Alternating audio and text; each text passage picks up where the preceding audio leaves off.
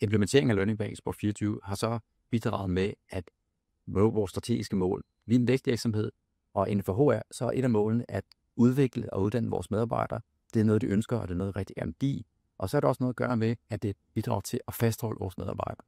Under strategien så ligger der også, at det bidrager til at tiltrække nye medarbejdere, hvilket også er en vigtig ting i Sport 24.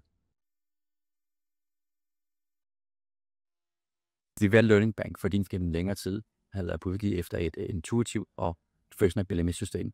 Vi er en vækstvirksomhed, og vi havde brug for et værktøj, som kan mere kraftfuldt og langt bedre end det, vi brugte.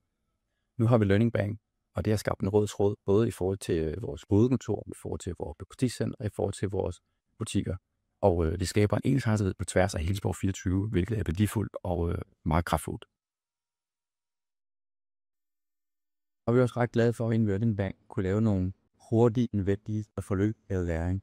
Det kan være, når vi skal have noget læring ud om nogle produkter, vi skal lyse på, men vi kan også have noget omkring drift af butikken, noget case ofte, hvor I har brug for meget brugt for I her læring til over 960 butiksmedarbejdere. Vi oplever allerede nu, at arbejdet med Learning Bank Sport 24 har givet en positiv effekt. Vores medarbejdere i butikkerne, de føler sig endnu bedre klædt på i forhold til produkter og i forhold til møde med kunden. Samtidig så har det også haft en positiv effekt over for vores store manager, som oplever, at tiden, når man skal bruge på at lære nye medarbejdere op, den er blevet det mindre, fordi der inde i Learning Bank ligger den grundlæggende læring.